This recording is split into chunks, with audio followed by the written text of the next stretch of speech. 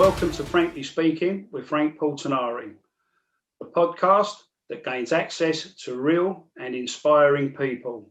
So let's dig, let's delve, and let's discover. Let's engage, let's explore, and let's experience the fascinating life of Dougie Brimson. Dougie, welcome to Frankly Speaking. I'd just like to make, lovely to see you, Dougie. I'm just going to make a couple of announcements here. I'd like to sincerely thank all the people who've supported the last few podcasts, who've left kind messages, liked the podcast, and have also subscribed. I'd also like to thank today's sponsors, Myson's Building Company, a company built on good family values. I'd also like to thank Raw Media Solutions for all their technical advice and support. But mainly, I want to welcome Dougie. Dougie, I beg your pardon. I'll get there eventually, Dougie. I will get there, I promise you. What I'd like to do, Dougie, is start off by asking you about your early life, where you grew up, etc. Yeah, easy. I grew up in Hemel Hempstead in Hertfordshire. My dad was a Cockney. I was born in Shoreditch. My mum was born in Edmonton.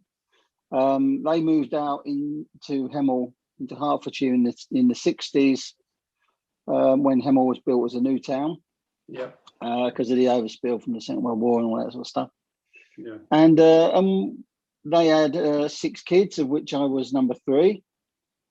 Went to grammar school in Hemel. Did okay. Sorry, I went to comprehensive school. I don't know where I got grammar school from. Bloody you infected me. I did.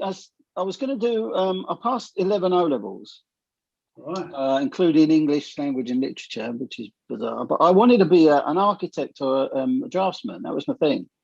Right. And which is odd because my dad was a musician, an entertainer. Right. And but I'm completely completely non-musical, other than the fact I like it. And then on a whim, I jumped on my little moped, rode over to Watford, and enlisted in the Royal Air Force at age 16. Right. And I went thrust a bit of paper in front of my dad and said, "I'm joining the Air Force. Can you sign this?" And he said, "Yeah, good." Signed it, and that was it. So when you were at school, could you imagine at that stage that you might have gone on to do what you're currently doing? Or did you have a love for writing, reading, etc.? No, I mean, I was 16. You don't think beyond the next bird, really, do you? No. I mean, I just wanted for whatever reason, we had no links with the military at all, right, other than the fact that, we was all kind of interested in World War II. My dad was more interested in World War One. Yeah. And I had a fascination with engineering. I'd been involved in and around the world of stock car racing with my brother-in-law and my neighbours, which is still my big passion, really. Right. And it was just an interest in engineering. I got enough O levels to get in to the service at a decent level. I didn't have to start at the bottom. They were offering this engineering scheme to go in about 3 ranks up. Yeah.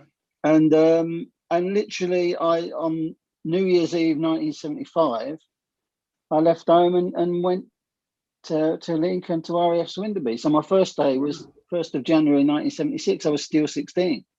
Wow. And it was a culture shock, let me tell you. But growing up with 5 brothers and a sister in a 4-bedroom house, you're kind of conditioned to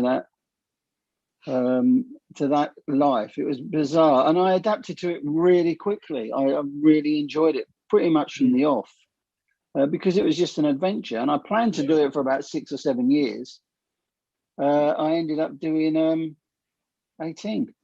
Wow. So yeah, loved every second of it. To be honest, I genuinely didn't realise it was that long. No, it was. I joined in 70. Well, my first day was 1st of January 1976. I left 22nd of April 1994. Loved it. Loved every minute of it. I'd do it again tomorrow. Presumably, you travelled the world. You saw. No, I didn't really. I mean, I did 2 tours in Germany. Right. So I did 6.5, 7 years in Germany, all told. Yeah. But the rest of the time I was in the furthest north I went really was Stafford. Right. But by then I was, I started motor racing in about 1987, actually racing. Right. 1984 I started. Yeah. And I was racing right up to 1993. So when I came back, I came back from the tour in Germany to Stafford in '88 and went straight into stock car racing proper. And service life suited me down to the ground. It was fantastic. So when you say stock car racing, yeah, I'm assuming that's different. Is that different from banger racing? Well, banger racing was my first big love. I did banger racing when I first came back, and then I got more into hot rod racing, and then actual stock car racing, proper single seater stock cars. Because I had a brief interest in the banger racing purely because the football season would end, and unless you were a cricket fan, and where I live, Lords is quite accessible. But it just happened that some friends, an older brother, was kind of getting into that, but he was always tinkering with cars as well. Yeah. And so we went quite regularly, and sometimes on a Saturday and a Sunday. So we'd go to Haringey, for example. Yeah, Haringey was like the second on Saturday, and the next day I'd find myself in Oxford, and it would be the Oxford Rebels against the London All Stars, things like this. And I vaguely remember a figure eight track down in Crayford. Yeah, we used to go down there. Yeah, great track. And I thoroughly enjoyed it. I loved it. I mean, you could race Friday at Crayford, Saturday at Haringey, and Sunday at Northampton if you wanted to. And that's what we were doing. It was absolutely mad, but it was like a proper adventure, to do it. There was, I first got to play around with cars. So we started going in '73, so it was only about 13, 14. Yeah. But loved it. Still love it. I mean, it's still such an underrated sport. Yeah. I'd go stock car racing opposed to football any day of the week.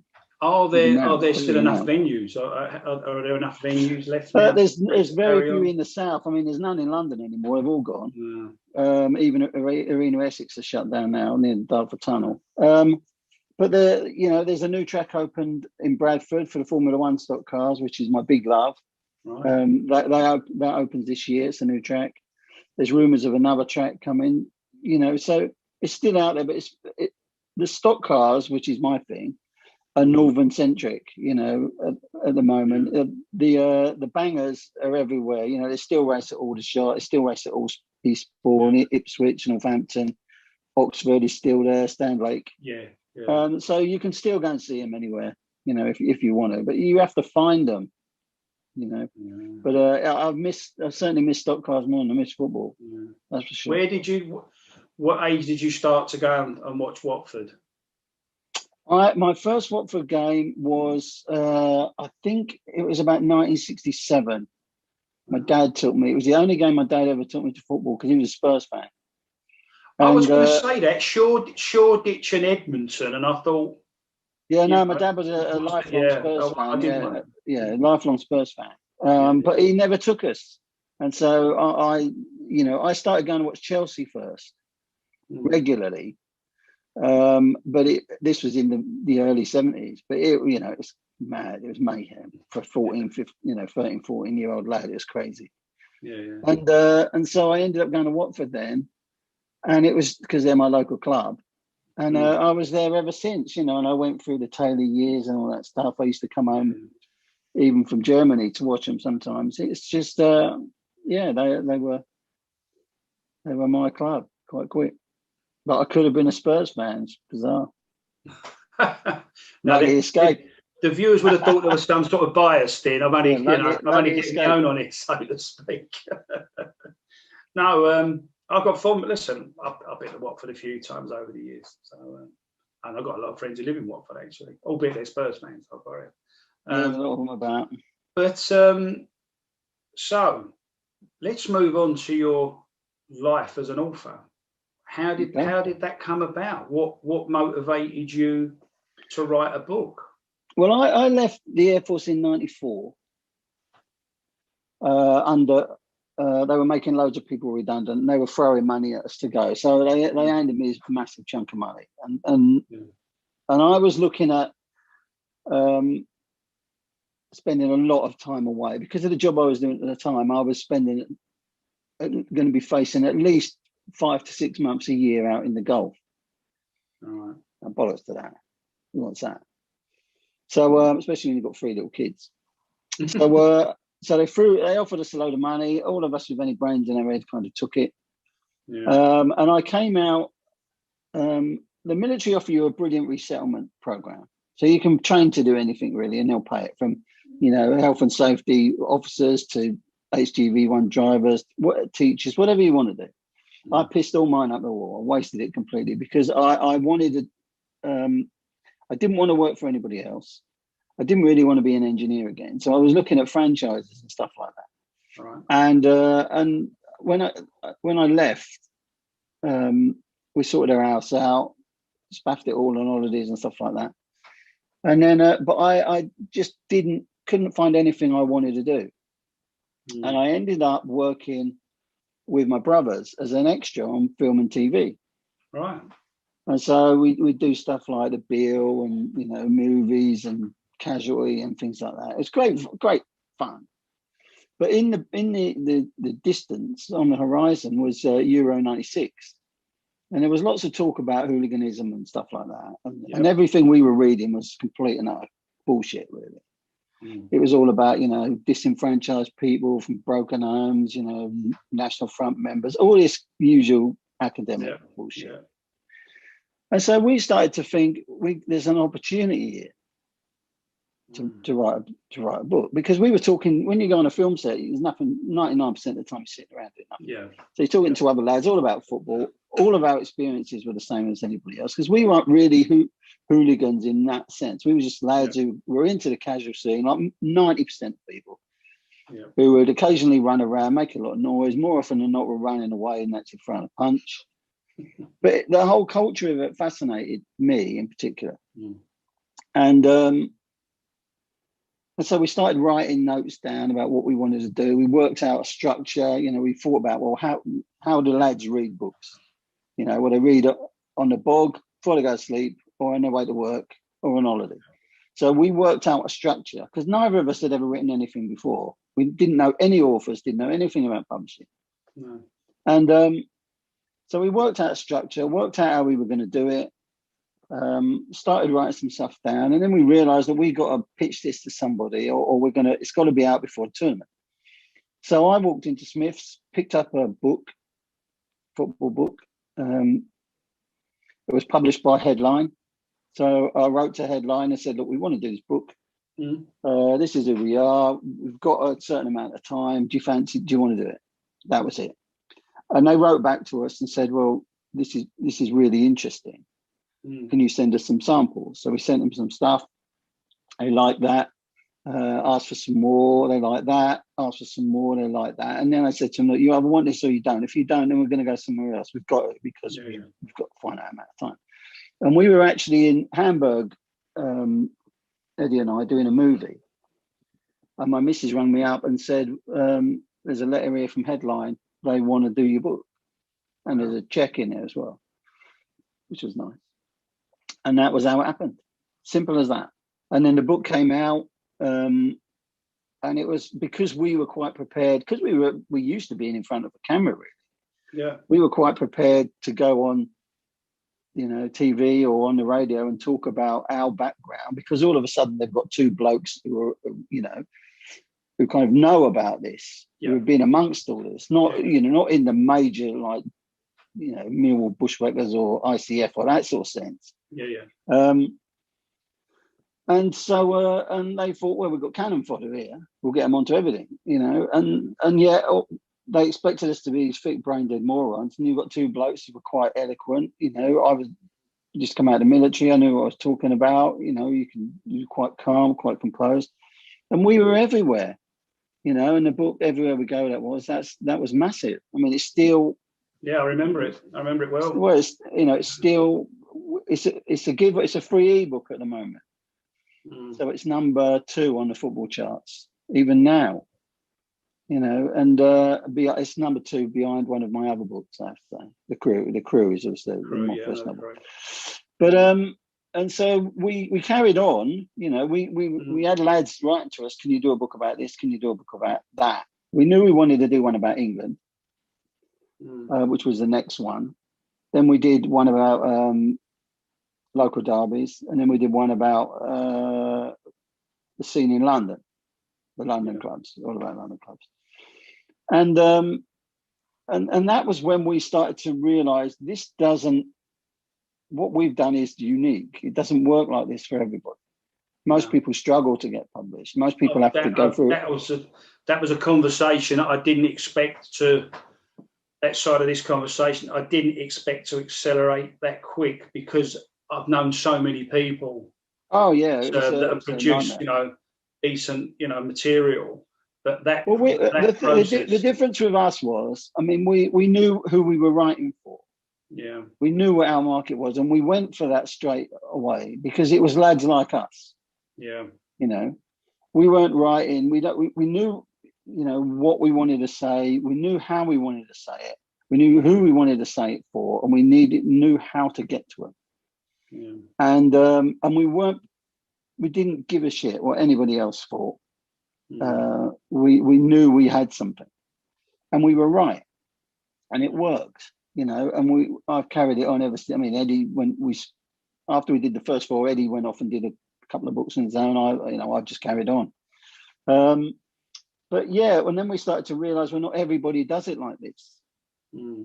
But the irony is, you know, even after all, I mean, I've been a pro writer now for 20 or 25 years, probably 26 years, getting on 26 years. Right. No one ever. It's very rare anyone asks me how we did it. You know, it's a weird one. It's a very strange one. You know, I've sold knocking on for 1.5 million books now. Wow. And yet I'm like, I never get invited to literary events, never asked to talk in literary circles. I'm like this pariah. I've been to one literary festival in 25 years. And even that I had to get myself asked to. Is that some kind of inverted snobbery because of the subject matter? Literary snobbery is the real deal. It's bizarre. I mean, I you know, on things like this, I talk a lot about the publishing world and the publishing industry. Yeah.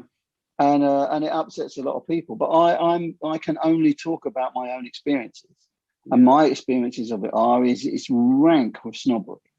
Yeah. You know, there's a lot of talk about we want to bring in working class writers. You know, there's a working class writing festival being organised at the moment. But when you look at it, it's just another. They're all, you know, Labour, extreme social, you know, socialist, extreme left. No one from the right. I mean, I'm right wing. I sit right of centre, like most, you know, forces supposed to do. Not a chance of me being invited to the festival. Not a fucking chance. You know, I write for predominantly right of centre or centric, or certainly right of centre market. Predominantly blokes. Yep. You know, if you look at publishing, if you look at, you know, the world of Twitter, you know, every 90% of the stuff you see from publishers is women. I was recently asked by the University of Edinburgh my view on memoirs. Yeah. And so I wrote them an article. I think it's to be published at some stage. And I said, well, you know, being working class blokes, it's not something we generally consider. We always assume that's the middle classes, you know, that's their world. It's not something that working class blokes are generally encouraged to do. But halfway through saying that, I actually stopped and thought, well, hold on. You know, I did eventually go on to write a book. But that's not because I wanted to write a book.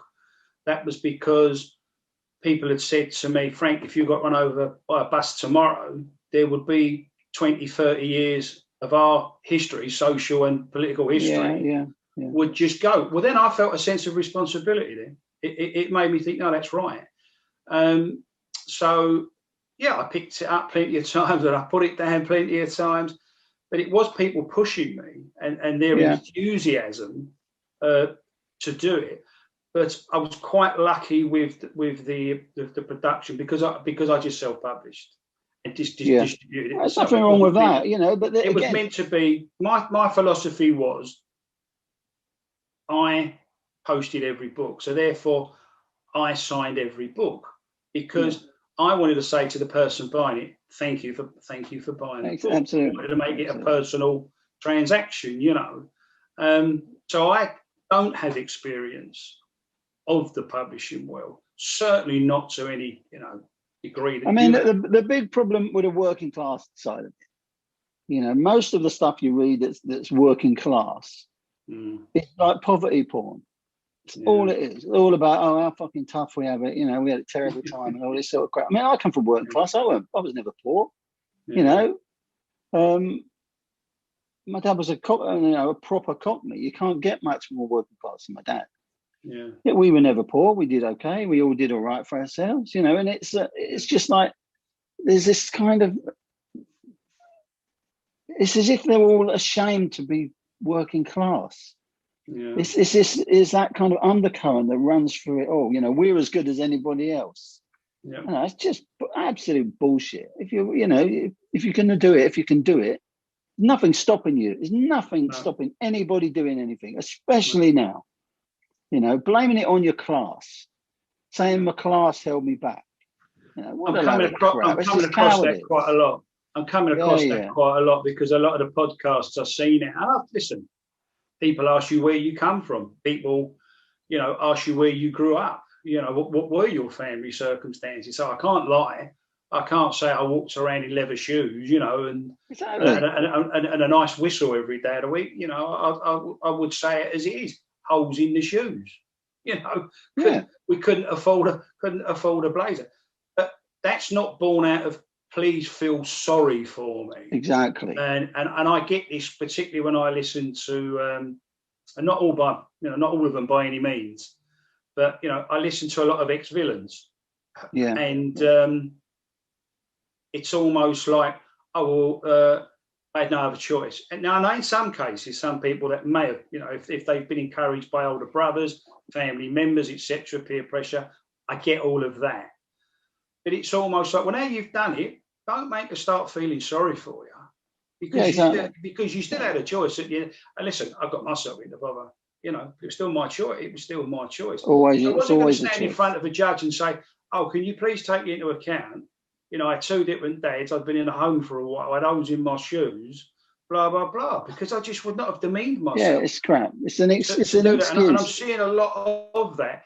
And I expect it from a certain generation, if you like. Yeah. Oh, absolutely.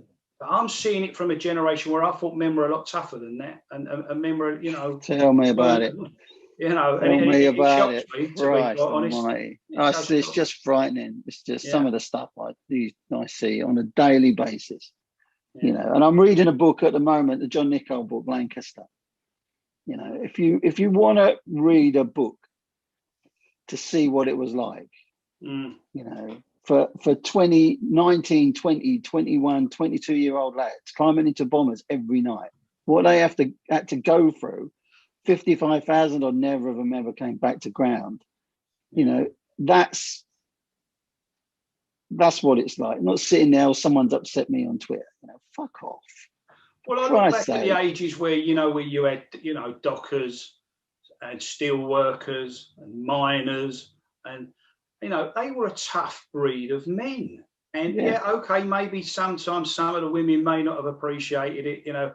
The old man coming home and slamming the money down on the table, the rest stayed in his pocket, and he went on the piss for a week, you know. And I get it that some of them may have been abusive, but they were tough men. And I look at them. They were tough women. Whatever, exactly. No, that's the point. That's the point. People talk about women now as if they've only just discovered women. You know, exactly. They've been tough. They've been tough for years. Yeah, exactly. And I look at it now. Well, let's face it. Sometimes the lines are even blurred. I don't know who's who anymore. Don't get me started. Getting more trouble. We won't make it too controversial. I'm in enough trouble with it. So the first few books, you've clearly a sense of achievement, and when you got to the level, if you like, of Green Street, how did that evolve? How did that Green Street come about? I mean, it was a weird one. At that time, there were loads of the internet was kind of a new thing then. This is about 90. Oh no, it was about 2000, probably 2000, 2001. So the internet was still relatively new. Yeah. And there was loads of boards being set up, you know, these message boards for football lads and hooliganism and casuals and all that sort of crap. Yeah. And everyone was using fake names on them because everyone was thinking the old BLR journalists are all over us. And to be fair, they were. Yeah. You know, we had some shady moments. I certainly did.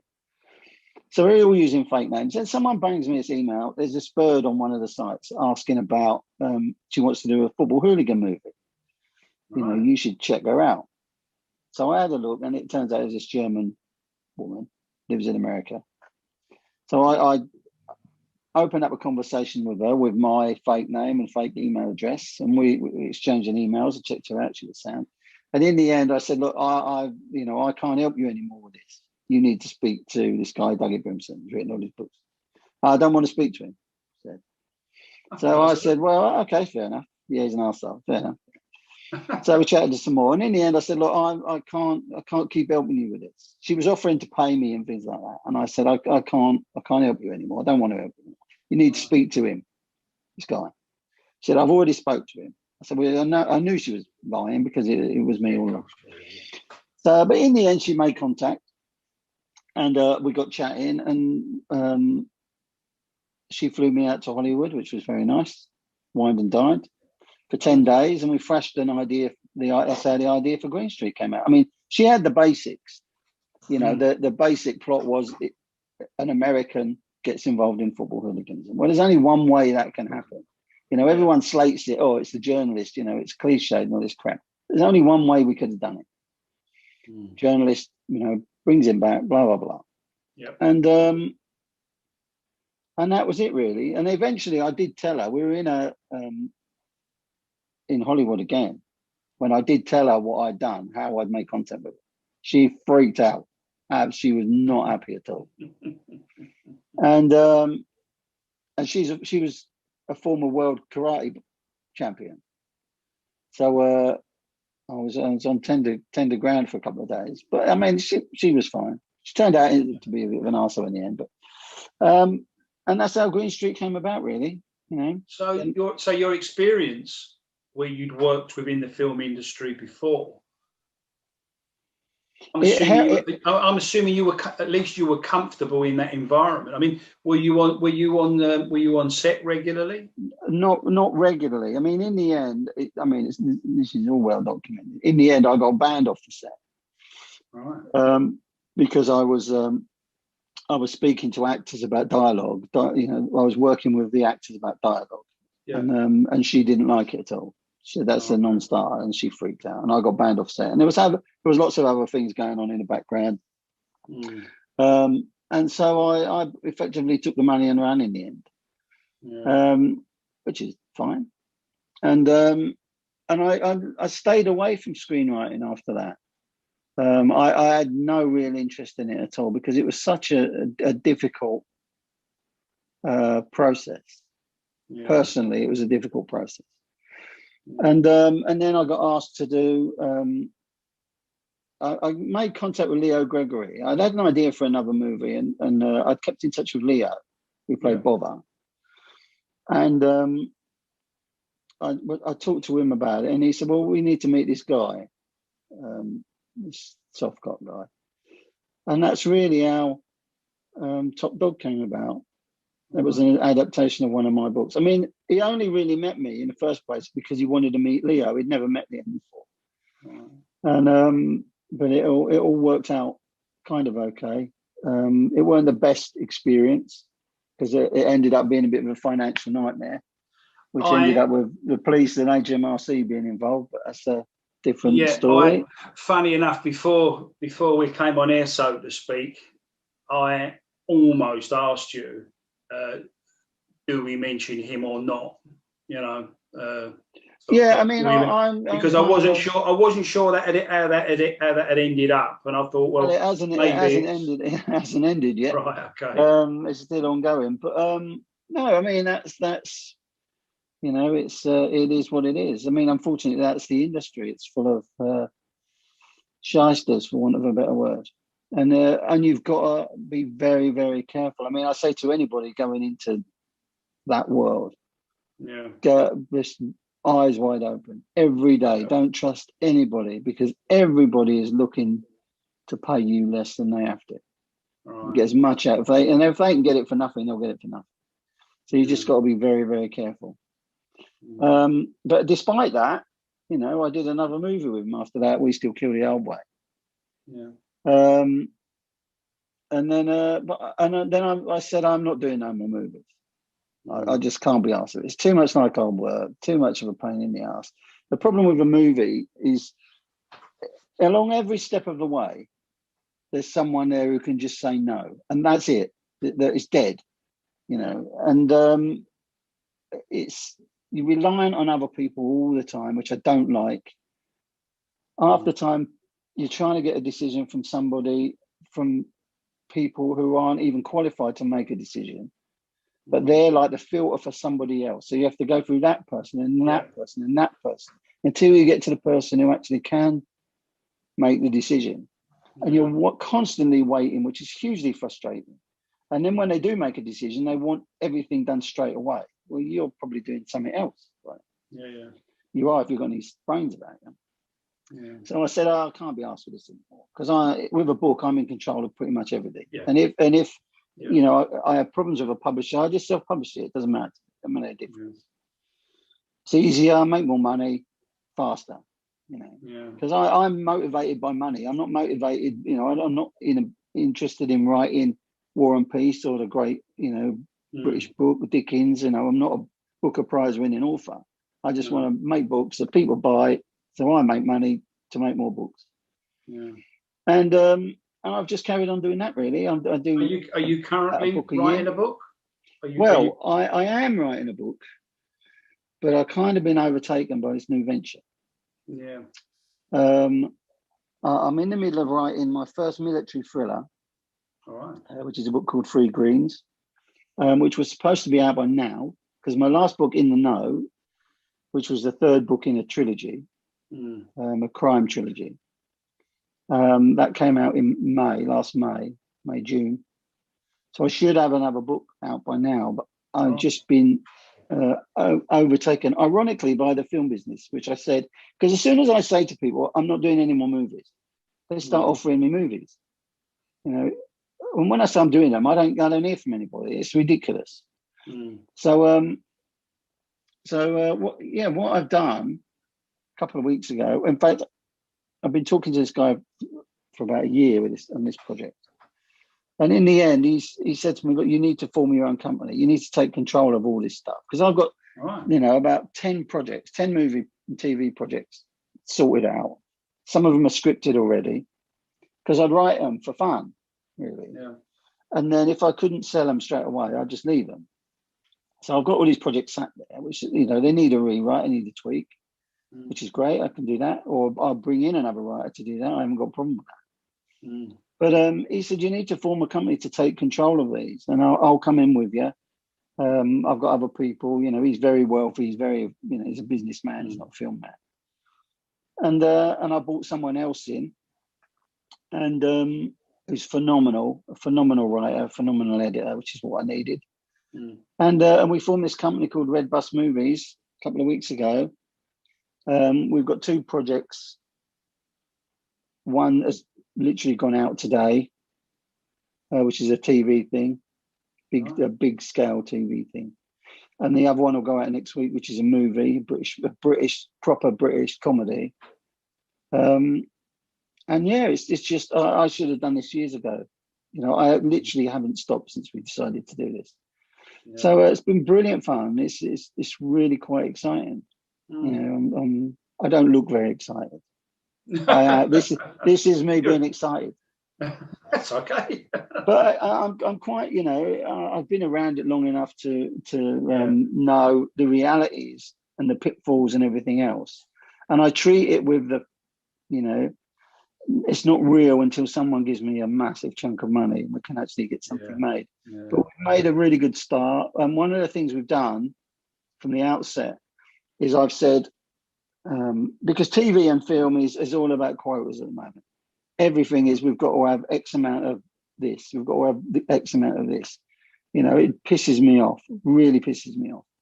Yeah. But I've said, well, if we've got to hit a quota, I want a quota of vets. I want vets working in front or behind of the camera. And if I can get it, my ultimate aim is 25%. Mm. I know I'll never achieve it, but I'll do my damnedest to get close because it gets people into the industry. It gets them work. Yeah. I've literally just been talking to excuse me, an ex-naval lady who's a screenwriter. She's won shitloads of prizes, yet she can't get a movie produced. Can't crack it. So I'm gonna probably, if we get the TV thing away, I'll need a writing team. She'll be the first person on that team. Right. And we just get people paid and get people employed and stuff like that. Everybody, we've got within the company, we've got strict no arsehole policy. So everybody's got to know or like whoever we bring on board. Yeah. And because there's no point in working with people you don't like. Certainly no point in working with people you don't trust. We've already off two, in the last week, people who wanted to come on board who we didn't like. Because there's very simple tests for people to find out if you can trust them or not.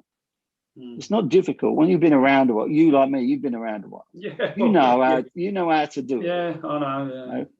So you could sound someone out and test someone out really quickly. Yeah. Done it twice this week, and they both failed. Yeah. And it turns out we were right all along. Yeah. And so and we make it plain to people, you're either with us 100% or you're against us, and you're not going to be involved. So it's great. It's great fun. My barometer, my measuring stick tends to be my wife over the years. Yeah, absolutely.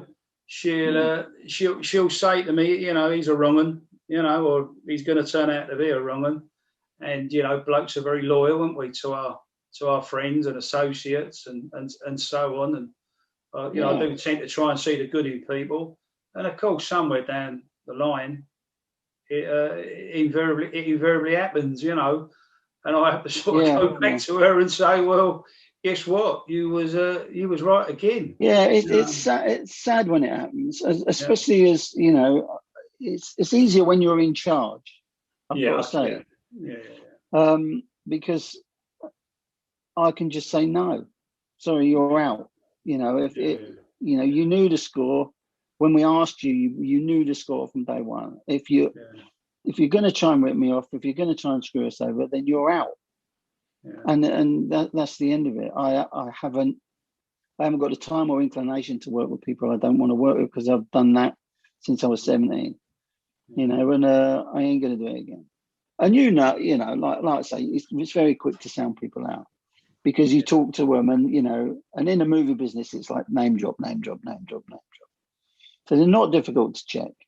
No. And you can suss these people out because 99%, funnily enough, Softcott once told me 85% of the stuff he tweets is pure bullshit because it's designed to get traction, get interest, get people talking about him. Yeah.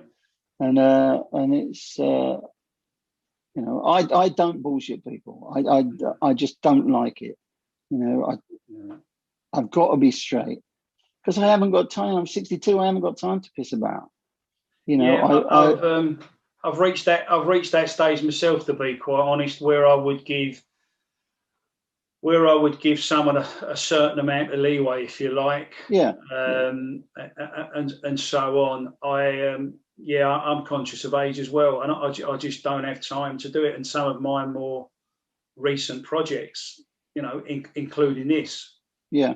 Which is still a very experimental stage, and but I wouldn't say there are those that begrudge me, but they could certainly pull me away from this, if you like. Oh yeah, Back, back to stages of my life,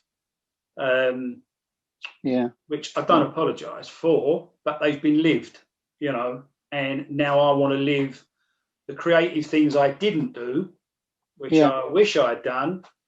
I'm now making up for lost time. So I clearly haven't got time.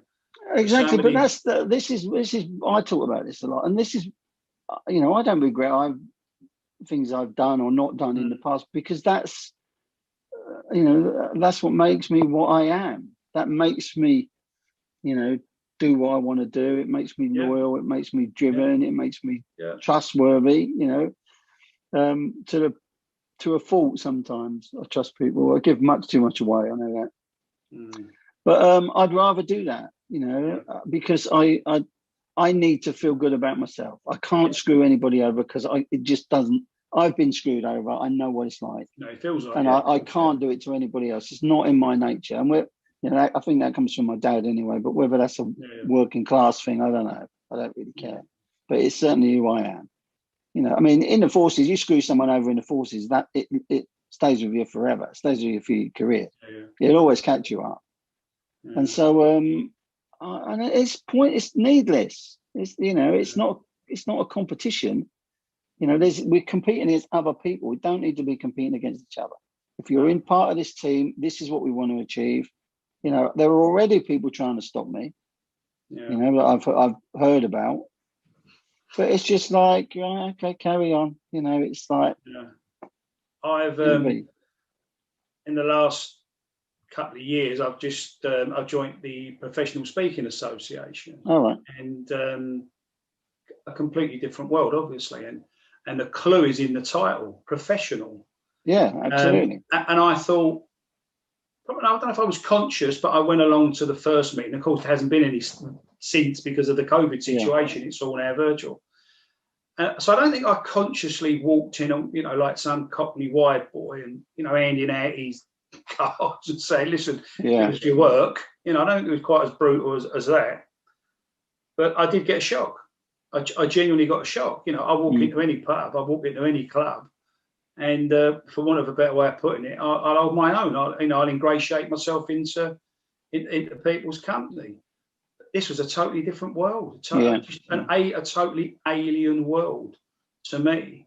And there are clearly rules of engagement and a way of doing things.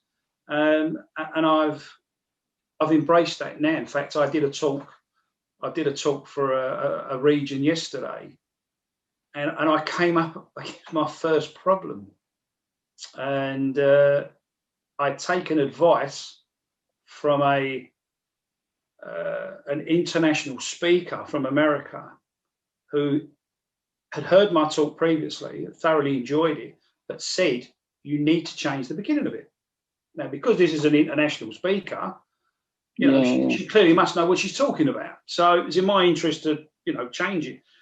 So I changed the start, the beginning of the talk. When I delivered it yesterday, in the audience, in the virtual audience, was another well-respected international speaker. Didn't work for him at all. And the thing he criticised was the start of the talk because it had lost the impact. Yeah. So I learned a valuable lesson yesterday. So the next time I do that talk, I'm going back to the original, my gut feeling, my identity. Exactly. Because otherwise, this is going to go on forever. The next one might say change the middle of it. The next one might say change the end of it. You've got to. It's the same with anything. You've got to trust your gut. I mean, we keep coming up against stuff at the moment where people are saying to us, "Well, you don't do it like that. That's not the way you do it. That's not the way you present it." And it's like, well, we've all been around a long time. Yeah, it's never really worked for us before. So why continue doing the same thing? Let's try something different. And so we did, and it's working. Good. We've got people's attention. We've got, most importantly of all, we've got money. The attention of the money men, which is what you've got to have. Yeah. And so it's all about creating that. If I get known as a maverick, if you like, for doing things differently, great. I don't care. Yeah. As long as I'm known for something. If I did, if we didn't do it, I'd regret not trying it. If we try it and it bombs, then at least we try. Yeah. But it's touch wood. And I think, I mean, I look at it as well. That in order for me to get from there to there, that I've got to lose my identity, and I've got to lose any creativity that I've got. Absolutely, absolutely. I just am not doing it. I'm just not doing it. I'm not going to be. I'm not going to be a robot. I've learned that lesson as well. Yeah. It's that's been drummed into me recently. Yeah. That I trying to adapt to fit, trying to get accepted. Because one of the things I tried to do, certainly when we started writing, was I kind of craved acceptance into the literary world. The world of book signings and book parties and book launches and all that sort of bollocks and the festival. Yeah. And it was never coming. They were never going to accept an oik like me, because I don't fit anything. I'm not a socialist. I'm not a Blairite. I'm not a Corbynista. I'm not anti-Thatcher. I'm none of these things. Yeah. I never went to university. I haven't got a degree in literature. I haven't read X, Y, Z. I've got no intention of reading X, Y, Z. Every time I've tried to read books by certain massive big name authors, they have bored the shit out of me, and I've stopped reading them almost immediately. Yeah. And so I don't fit that mold. Well, they don't want me in their little club. They don't want me in their their little literary snobbery empire, which is what it is, But as and it was pointed out to me in no uncertain terms by somebody, you don't need to be in this club. You're selling more books than 99% of these people. What are you worrying about? Why do you need their affirmation? Yeah. And it's really, well, I don't. I actually don't. And because it doesn't make me any money, it doesn't sell more books. I'm reaching my market already. Yeah. And so, and once I kind of thought, well, okay, that's fair enough. Things got a whole lot easier, because my agent always used to say to me, "You're the brand." Yeah. Why are you changing why are you trying to change the brand? Yeah. And but it is kind of, to accept that you're a brand is itself a kind of arrogance. You get what I'm saying? I'm a big name author, I'm a big deal. People want to talk to me and all this sort of crap. Yeah. And that often sits uncomfortably with me. Yeah. Because I'm just a bloke who effectively got lucky, who found the right fit for them. Is not a brilliant writer. I'll never be a brilliant writer, but I can tell a story because that's a gift I got from my dad.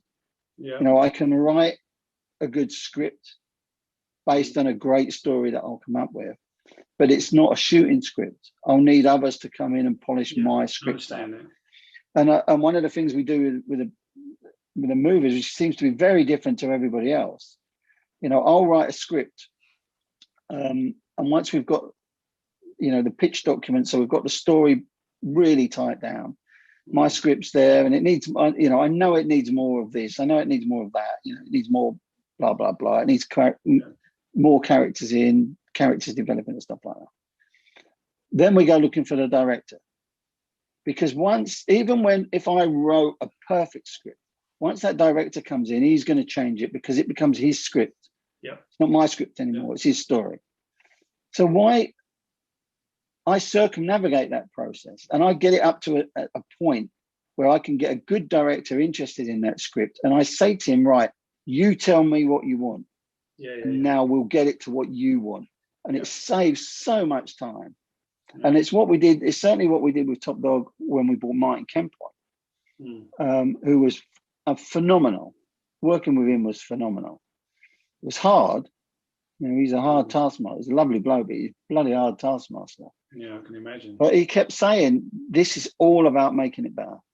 This is every single change, it makes the script better.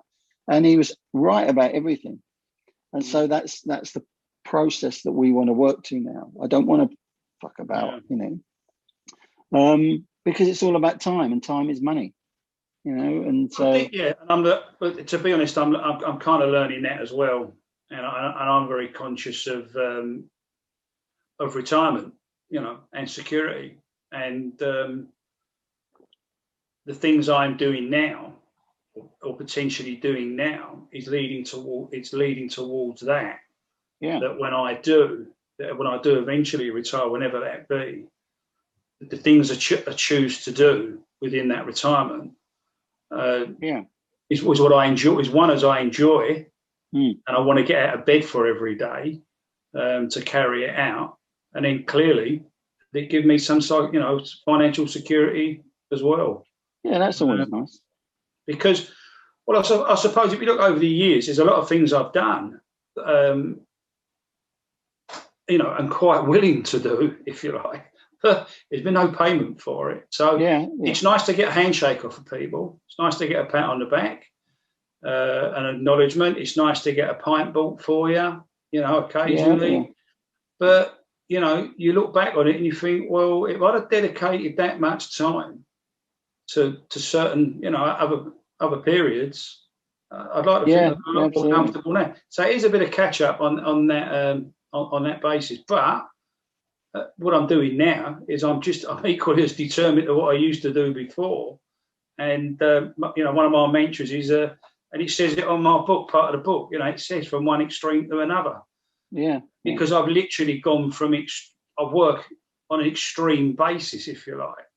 So all I'm doing now is taking those tools and applying them to the current situation. Absolutely, you know, but that's all you can do. You know, it's, I'm far too old to learn any new skills. I've no real interest in doing it. So, you know, I'll use what I've got now, and if it works, and it seems to work, it seems to be working. I've finally kind of worked out how to make it work. If that makes sense. And I look at it, Dougie. You know, I'll say my premise for doing the podcast is, one, it gives me an opportunity to meet interesting people for a start, and I'm enjoying that. I'm very much enjoying that, and it also assists me with the speaking side of things. Yeah, well. Absolutely. It's good for me to listen to people, take advice, and as you know, the way we advertise the podcast is to meet real people. And inspiring people, and you know, clearly you're both, because there isn't that arty-farty, you know, attitude about you. There's not that. Yeah, I can't do that. Look at me, I'm a lovey.